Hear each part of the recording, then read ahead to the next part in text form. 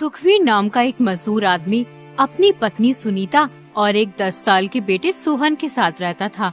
सुखवीर बहुत ही ईमानदार और सीधा साधा आदमी था। तुम तो जानते ही हो, बरसात शुरू हो गई है। पिछली बार बरसात के दिन कितने मुश्किल से कटे थे। घर की छत जगह जगह से टूटी हुई है। अगर तुमने इस बार भी कोई इंतजाम नहीं किया तो पहले जैसा हाल हो जाएगा। बारिश का सारा पानी घर में आएगा। तुम सही कहती हो सुनीता, पिछली बार की बरसात ने बहुत परेशान किया था। इस बार कैसे भी करके छत की मरम्मत जरूर करवानी होगी। सुनीता, मैं मालिक के पास जा रहा हूँ, वो जरूर मेरी मदद करेंगे। अगर मालिक ने पैसे दे दिए तो मैं कल ही छत की मरम्मत करवा दूंगा। इतना कहकर सुखवीर अपने मालिक के पास चला जाता है।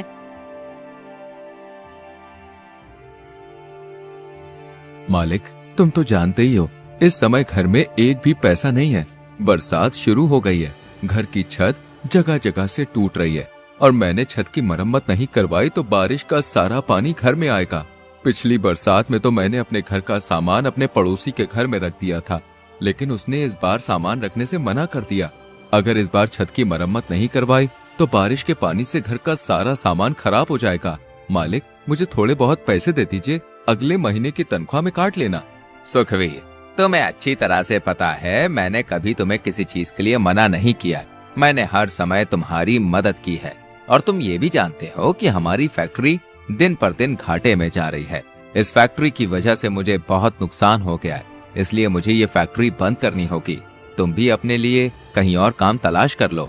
मालिक, ऐसे में मुझे कहाँ काम मिलेगा? मैं तो आपसे बस थोड़े पैसे उधार लेने आया था, लेकिन आपने तो मुझसे मेरा रोजगार ही छीन लिया।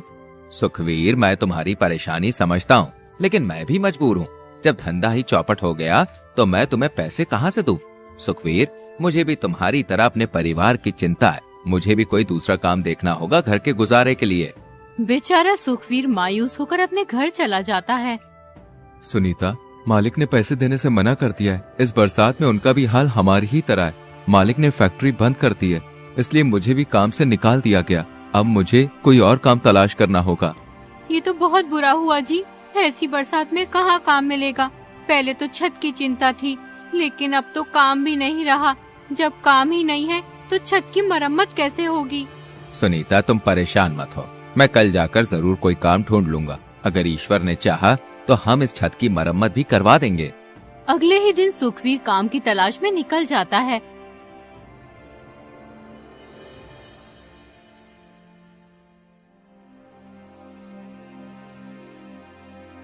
उसकी नजर एक बनिए के गोदाम पर पड़ती है। उसने सोचा, यहाँ जाकर पूछना चाहिए, इस गोदाम में मुझे जरूर कोई काम मिल जाएगा। फिर सुखवीर उस गोदाम के मालिक के पास जाता है। सेठ जी, मैं काम की तलाश में हूँ, क्या आपकी दुकान पर कोई काम मिल सकता है? हमारी दुकान पर काम करने के लिए हमें मेहनती और भरोसेमंद लोगों की जरूरत होती है। तुम किस तरह से काम कर सकते हो? सेठ जी, मैंने खेतों में काम किया है और निर्माण कार्य में भी मेरे पास अच्छा अनुभव है। मैं किसी भी तरह का काम करने के लिए तैयार हूँ। कृपया करके मुझे एक मौका दे दीजिए। आपको मेरा काम बहुत पसंद आएगा। मैं बहुत मेहनत से काम करता हूँ। मेहनत से तो हर कोई काम करता है। यहाँ खेती का काम नहीं होता, बल्कि गाड़ी से बोरे उतारकर गोदाम में रखने पड़ते हैं और फिर उन बोरों को उठाकर ग्राहकों को देने होते हैं। ठीक है सेठ जी, मैं काम करने के लिए तैयार हूँ। आप मुझे बता दीजिए कि कब से आना है। फिलहाल देखो, अभी हमारे पास कोई जगह नहीं खाली है। हाँ, अगर भविष्य में कोई जगह होगी तो हम तुम्हें जरूर बता देंगे, लेकिन अभी के लिए मुझे खेद है, मैं तुम्हें कोई काम नहीं दे सकता अभी। ये सुनकर सुखवीर मायूस हो जाता है और फिर वहाँ से चला जाता है। उसके बाद सुखवीर जगह जगह काम ढूंढने लगता है। काम की तलाश में उसे सुबह से शाम हो जाती है, लेकिन सुखवीर को कहीं भी काम नहीं मिलता। इसलिए वो सोचता है, पूरा दिन हो गया लेकिन कोई काम नहीं मिला। मैं सुनीता से कितने विश्वास से कहकर आया था कि आज जरूर छत की मरम्मत का इंतजाम कर दूंगा, लेकिन अब तो घर में कुछ राशन भी नहीं बचा है, नौकरी भी चली गई। हे ईश्वर, मेरी मदद कर। बेचारी सुनीता मेरी वजह से कितना कष्ट सह रही है।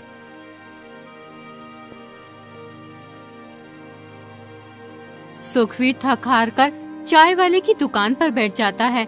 तभी सुखवीर से एक आदमी कहता है, आज अखबार में आया है कि इस बार बहुत बारिश होगी, लगभग 1 महीने तक लगातार, और बाढ़ आने का खतरा भी है। भाई, कैसी बातें कर रहे हो? ईश्वर न करे ऐसा हो। अगर 1 महीने लगातार बारिश होगी तो किसान और गरीब लोग कैसे जिएंगे? बारिश की वजह से सारी फसलें मर जाएंगी और गरीब लोग का कारोबार बंद हो जाएगा। अरे भाई, जो अखबार में लिखा है मैं तो बस वही बता रहा हूँ तुम्हें। अरे अखबार वाले तो कुछ भी उल्टा सीधा छाप देते हैं जिससे अखबार ज्यादा बिके। मैं तुम्हें लिख के देता हूँ, ऐसा कुछ नहीं होने वाला। अरे होगा वो जो ईश्वर चाहता है। पिछली बार अखबार में छपा था कि इस बार बिल्कुल भी बारिश नहीं होगी, लेकिन हुआ उसका उल्टा। पिछली बार कितनी बारिश हुई थी। अरे मेरी दुकान भी चूने लगी थी। इसलिए अखबार में छपी बातों पे ध्यान मत दिया करो। मुझे लगता है तुम सही कह रहे हो। हमें अखबार की बातों पर विश्वास नहीं करना चाहिए, लेकिन हाँ, हमें होशियार रहना चाहिए ताकि अगर कोई समस्या आए तो हम तैयार रहें। सुखवीर को इन दोनों आदमियों की बातें अजीब लगती हैं, इसलिए वो वहाँ से उठकर आता है। वो अपनी पत्नी से कहता है, सुनीता, मैंने हर जगह काम तलाश किया, लेकिन कहीं भी मुझे काम नहीं मिला। अब तुम ही बताओ मैं क्या करूं? अब तो घर का राशन भी खत्म हो गया है और सुबह से सोहन की तबीयत भी बहुत खराब हो रही है। उसका सारा शरीर गर्म हो रहा है। मुझे लगता है उसे बुखार है। तुम उसके लिए दवाई ले आओ। लेकिन सुनीता, मेरे पास तो एक पैसा भी नहीं है। फिर मैं सोहन के लिए दवाई कहाँ से लाऊं? कुछ ही देर में सोहन की तबीयत बहुत ज्यादा खराब हो जाती है। सुखवीर, अगर सोहन को इलाज नहीं मिला तो उसकी हालत और बिगड़ सकती है। तुम्हें जल्दी कुछ करना होगा। मैं जानता हूँ सुनीता, लेकिन मेरे पास एक भी रुपया नहीं है। ऐसे में सोहन के लिए दवाई कहाँ से लाऊं? तुम एक काम करो, हम मुकेश के घर चलते हैं, वो मेरी मदद जरूर करेगा। दोनों मुकेश के घर की ओर चल पड़ते हैं। सुखवीर जोर जोर से मुकेश का दरवाजा खटखटाने लगता है। जैसे ही मुकेश घर से बाहर आता है तो सुखवीर मुकेश से कहता है, मुकेश भाई, मेरा बेटा सोहन बहुत बीमार है। अगर उसे जल्दी से कोई इलाज नहीं मिला तो उसकी हालत बहुत ज्यादा बिगड़ जाएगी। तो मुझे थोड़े से पैसे उधार दे दो, मैं तुम्हारा एहसान जिंदगी भर नहीं भूलूंगा। सुखवीर, मैं तुम्हारी पीड़ा समझ सकता हूँ भाई, लेकिन देखो मेरे हालात भी कोई अच्छे नहीं है। अरे घर के बहुत खर्चे हैं, बच्चों के भी खर्चे हैं और कमाई उतनी है नहीं जितने खर्चे हैं। इसलिए देखो भाई, मैं तुम्हारी मदद नहीं कर सकता। हो सके तो मुझे माफ कर देना सुखवीर। अगर मेरे पास पैसे होते तो मैं तुम्हारी मदद जरूर करता। मुझे इस बात का बहुत दुख है कि मैं तुम्हारी इस परेशानी में मदद नहीं कर पा रहा हूँ, लेकिन भाई मैं भी मजबूर हूँ। मुकेश भाई, ये केवल पैसे की बात नहीं है, ये मेरे बेटे के जीवन का सवाल है। क्या तुम वाकई मेरी इस गंभीर स्थिति में मेरी सहायता नहीं कर सकते? क्या मेरे बेटे की जिंदगी तुम्हारी दया और सहायता के लायक नहीं है? सुखवीर, मेरी बात को समझने की कोशिश करो। मैं सचमुच तुम्हारी मदद करना चाहता हूँ, लेकिन मेरे खुद के हालात इस समय सही नहीं है। मुझे पूरी उम्मीद है कि कोई ना कोई तुम्हारी मदद जरूर करेगा। इतना कहकर मुकेश घर के अंदर चला जाता है। मुकेश की पत्नी मुकेश से कहती है, कौन था दरवाजे पर जो इतनी जोर जोर से किवाड़ पीट रहा था? अरे मेरा दोस्त सुखवीर था। उसका बेटा सोहन बहुत ज्यादा बीमार है। उसके इलाज के लिए उधार पैसे मांगने आया था। मैंने साफ मना कर दिया उधार पैसे देने के लिए। लेकिन सुखवीर तो बहुत अच्छा दोस्त था तुम्हारा। उसने तुम्हारी मुश्किल वक्त में बहुत बार मदद की है। फिर तुमने उन्हें पैसे उधार देने से क्यों मना कर दिया? अरे भाई, मैं कोई दानवीर नहीं हूँ जो किसी की भी मदद करता फिरूं। और रही बात दोस्ती की, दोस्ती केवल मैं तब तक रखता हूँ जब तक मुझे सामने वाले से फायदा होता है। चलो मानो अगर मैंने उसे पैसे उधार दे भी दिए तो वो मेरा पैसा लौटाएगा कैसे? अब तो उसकी नौकरी भी चली गई है। मुझे लगता है तुम्हें ऐसा नहीं करना चाहिए था। ईश्वर न करे उसके बेटे को कुछ हो गया तो मैं क्या करूं? अगर हो गया तो हो जाने दो, वो जाने, उसकी पत्नी जाने। अरे मेरे अलावा और भी बहुत लोग हैं, कोई ना कोई उसकी मदद कर ही देगा। ईश्वर का डर कीजिए, मुसीबत आते हुए देर नहीं लगती है। कहीं ऐसा ना हो तुम्हारा ये घमंड तुम्हें ले डूबे। अरे ये सब फालतू की बातें हैं, तुम इन बातों पे ध्यान मत दिया करो। वैसे भी ये कोई घमंड वाली बात नहीं है। अरे भाई, मेरा पैसा है, मैं किसी को दूं या ना दूं, मेरी मर्जी। उधर सुखवीर परेशान बेबस था। उसने सभी जानने वालों से पैसे उधार मांगे, लेकिन किसी ने भी उसे पैसे नहीं दिए। लोगों ने अलग अलग बहाने बनाकर उसकी मदद करने से मना कर दिया। कुछ ने कहा कि वह खुद भी परेशान है, कुछ ने कहा कि उनके पास पैसे नहीं है। उसकी स्थिति ऐसी हो गई कि वो सोचने लगा, क्या वास्तव में उसके लिए कोई नहीं है जो उसकी मदद कर सके? तभी सोहन अपनी माँ से कहता, माँ, मुझे बहुत ठंड लग रही है। ठंड से मेरा पूरा शरीर कांप रहा है। तुम कुछ करते क्यों नहीं? बच्चा मरने को तैयार है। मरता है तो मरने दो, इसे भी पता चले कि ये गरीब बाप के घर में पैदा हुआ है। मैं थक चुका हूँ लोगों से पैसे उधार मांग मांग के। कोई पैसे उधार देने को तैयार नहीं है। जबरदस्ती छीन के तो नहीं ला सकता ना मैं। ऐसा मत कहिए, तुम एक बार मुखिया जी के पास जाओ, वो हमारी मदद जरूर करेंगे। मुखिया जी से कहना हमारा बच्चा बीमार है, उसे इलाज की सख्त जरूरत है। मुकेश मुखिया जी के घर पहुंच जाता है। मुखिया जी से कहता है, मुखिया जी, मेरा बच्चा बहुत बीमार है, उसे इलाज की सख्त जरूरत है, लेकिन मेरे पास एक भी पैसा नहीं है जिससे मैं अपने बेटे का इलाज करवा सकूं।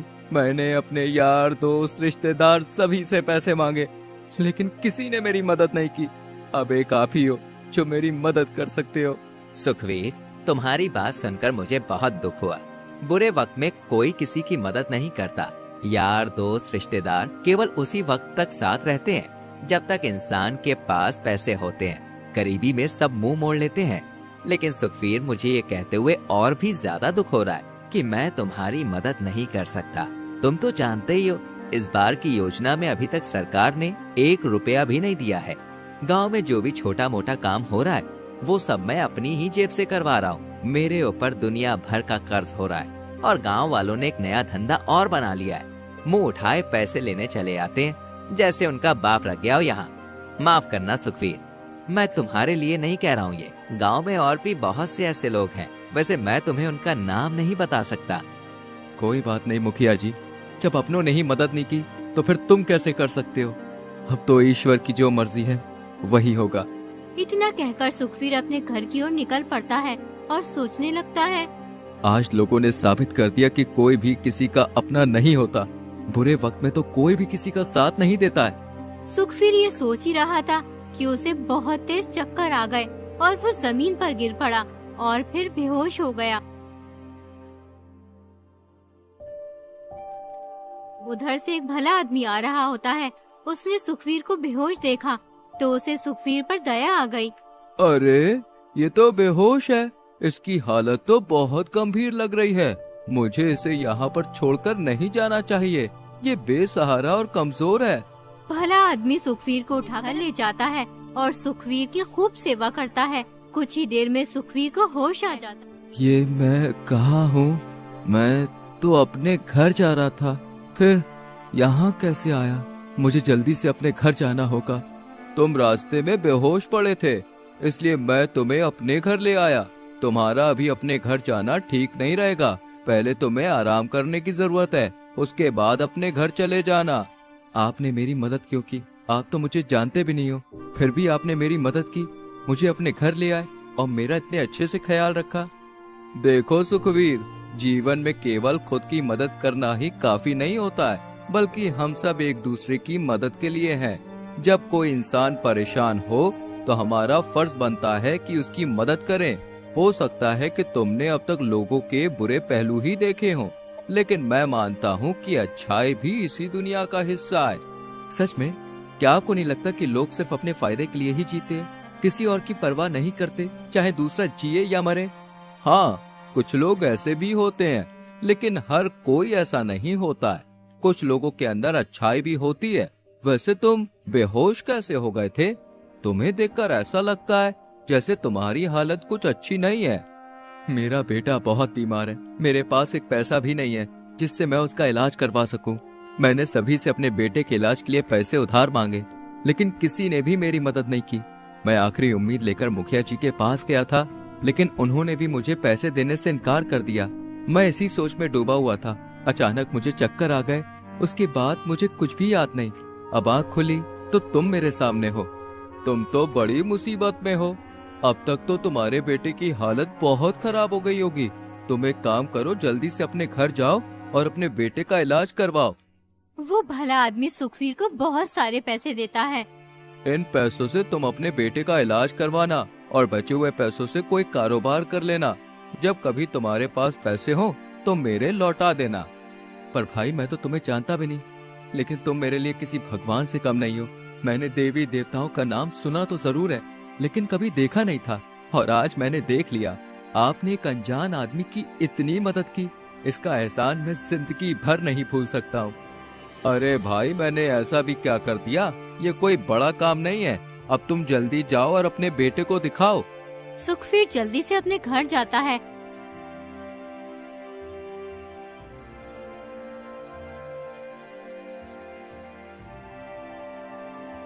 और अपने बेटे का इलाज करवाता है। कुछ ही दिनों में सुखवीर का बेटा ठीक हो जाता है। एक दिन सुनीता सुखवीर से कहती है, आपने मुझे बताया नहीं, आप पैसे कहाँ से लाए थे? सुनीता, ये पैसे मुझे एक आदमी ने दिए थे। मैं तो उसे जानता भी नहीं कि वो कौन था, लेकिन मेरे लिए किसी भगवान से कम नहीं था। मैंने उससे उसका नाम पूछा, लेकिन उसने मुझे नाम बताने से इनकार कर दिया। मैं उसे जंगल में बेहोशी की हालत में मिला था। उसने मुझसे कहा था कि कुछ पैसों से अपने बच्चे का इलाज करवा लेना और बचे हुए पैसों से कोई कारोबार कर लेना। तुम सही कहते हो, वो आदमी हमारे लिए किसी भगवान से कम नहीं है। सुनीता, अभी मेरे पास बहुत पैसे बचे हुए हैं। मैं सोच रहा हूँ कि इन पैसों से कोई काम शुरू कर लेता हूँ, लेकिन मेरे समझ में नहीं आ रहा कि मैं क्या काम शुरू करूँ। मैं तो कहती हूँ एक दुकान खोल लेते हैं जिसमें हम गोभी के पराठे बेचा करेंगे। तुम तो जानते ही हो मैं कितने स्वादिष्ट गोभी के पराठे बनाती हूँ। तुम सही कहती हो सुनीता, गोभी के पराठे हर आदमी को पसंद है। मैं अभी बाजार से जाकर सामान ले आता हूँ।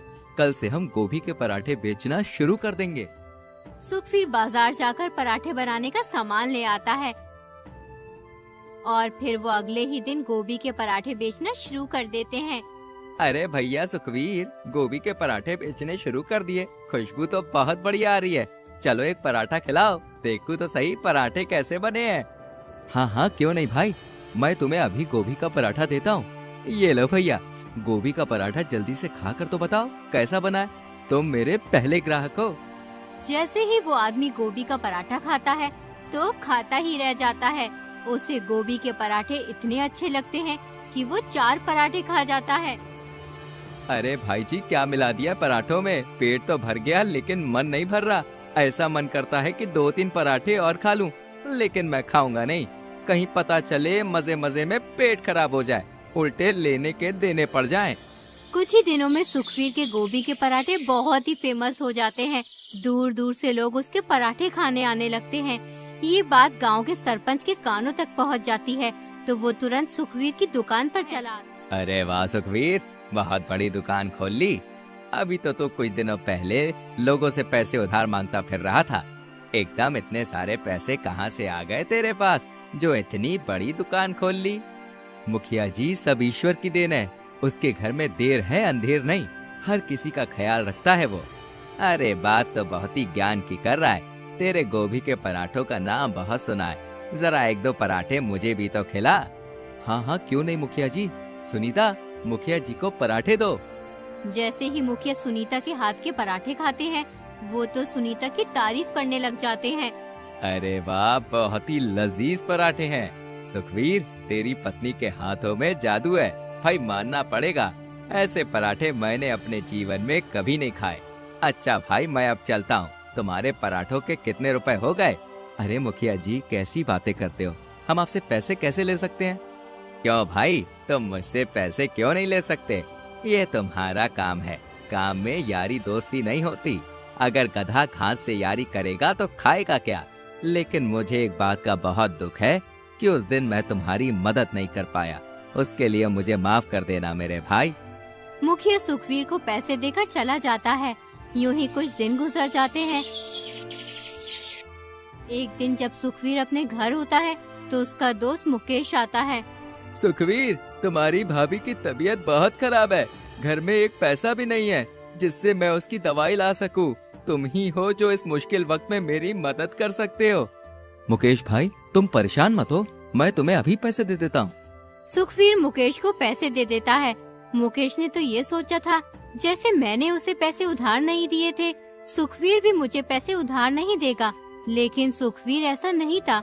उसके घर जो भी मदद के लिए आता था वो सभी की मदद करता था। ये सब देखकर मुकेश को अपनी गलती का एहसास होता है। वो सुखवीर से कहता है, आज मुझे सच्ची दोस्ती की ताकत का एहसास हुआ है। जब तुम्हारी आर्थिक स्थिति कमजोर थी, मैंने तुम्हारे सामने अपने पैसे का दिखावा किया और तुम्हारे हालात का मजाक बनाया। मेरे घमंड और अहंकार ने मुझे अंधा कर दिया था कि मैंने तुम्हारी मदद करने से इनकार कर दिया। लेकिन अब समय ने मुझे एक बड़ा सबक सिखाया है। मैंने देखा कि पैसे, ऐशो आराम की दुनिया कितनी छोटी और अस्थायी है। सच्ची दोस्ती और मानवता की अहमियत कहीं अधिक है। मुझे अपनी गलती का एहसास है, कृपया मुझे माफ कर दो सुखवीर। अरे भाई मुकेश, इसमें माफी की कोई बात नहीं है। मैंने जो किया ये तो मेरा फर्ज था। सच्ची दोस्ती और इंसानियत का मतलब ही यही होता है कि हम एक दूसरे के कठिन समय में साथ दें और एक दूसरे की मदद करें। तुम्हारे प्रति मेरी जिम्मेदारी थी और मैंने वो निभाई। तुम्हें अपनी गलती का एहसास हो गया, ये सबसे बड़ी बात है। ये समझना कि पैसे और ऐशो आराम की दुनिया की तुलना में सच्ची दोस्ती और मानवता की अहमियत कहीं ज्यादा है, यही तो असली माफी है। इसलिए मैं तुम्हें दिल से माफ करता हूँ और यही सबसे बड़ी सजा भी है कि तुम्हें ये समझ में आ गया। अरे भाई, अब तुम जल्दी जाओ और ख्याल रखो। मुकेश अपने घर चला जाता है। सुखवीर अपनी पत्नी से कहता है, हमारे पास जमा पूंजी तो अच्छी खासी हो गई है और हमारा काम भी अच्छा चल रहा है। ईश्वर की दुआ से सब बढ़िया है। मैं सोच रहा था कि क्यों ना मैं उस भले आदमी के उधार पैसे उसे दे आऊं। तुम सही सोच रहे हो। उस भले आदमी ने इतने कठिन समय में हमारी मदद की थी, उसी की वजह से आज हम यहाँ तक पहुँचे हैं। अब तुम उसके पैसे लौटा आओ। सुखवीर उस भले आदमी के पैसे वापस करने के लिए निकल जाता है। जब सुख घर पहुँचता है तो उसे वो भला आदमी नहीं मिलता है, उसे एक दूसरा आदमी मिलता है। सुखवीर उससे कहता है, अरे भाई, यहाँ पर पहले एक आदमी रहता था, मुझे उसी से मिलना है। कौन आदमी? नाम क्या है उसका? उसका नाम तो मुझे नहीं पता, लेकिन वो बहुत ही दयालु था। अरे यहाँ ऐसा कोई आदमी नहीं रहता है। पिछले 20 साल से इस घर में तो मैं रह रहा हूँ। अरे मुझे पूरा याद है, वो आदमी मुझे इसी घर में लेकर आया था। मैं इस घर में लगभग 3 घंटे रुका था। अरे क्यों फिजूल की बातों से मेरा समय खराब कर रहे हो? कितनी बार बताऊं कि यहाँ मेरे सिवा और कोई नहीं रहता है। अब यहाँ से जाओ और मुझे काम करने दो। फिर अपने घर की ओर निकल पड़ता है। घर पहुंचकर वो अपनी पत्नी से कहता है, सुनीता, आज मुझे बहुत ही अजीब स्थिति का सामना करना पड़ा। उस घर में जहाँ वो मुझे भला आदमी लेकर गया था ना, वहाँ मुझे वो नहीं मिला, बल्कि मुझे एक बिल्कुल अलग व्यक्ति मिला। उसने कहा कि वो 20 साल से उस घर में रह रहा है, उसके अलावा वहाँ और कोई नहीं रहता। क्या तुम पूरी यकीन से कह सकते हो वो भला आदमी तुम्हें उसी घर में ले गया था? अरे हाँ, मुझे पूरी तरह से यकीन है। उस घर की पहचान मेरे दिमाग में गहरी बैठी हुई है। वो आदमी मुझे उसी घर में ले गया था और मैं वहाँ पर करीब 3 घंटे तक रुका था। लेकिन आज जब मैं उस घर में जाकर उस आदमी को खोजने लगा तो मुझे एक अलग ही व्यक्ति मिला। उसने बहुत ही जोर देकर कहा कि वो 20 साल से वहाँ पर रह रहा है और उसके अलावा वहाँ कोई नहीं रहता। मुझे लगता है कि ईश्वर ने हमारी मदद एक रहस्यमय तरीके से की है। तुम्हारी ईमानदारी और अच्छाई की वजह से ही हमें वो मदद मिली थी। उसके बाद सुखवीर जरूरतमंदों की खूब मदद करने लगता है। कुछ ही दिनों में वो एक बड़ा सा घर बना लेता है और फिर खुशी खुशी अपने परिवार के साथ रहने लगता है।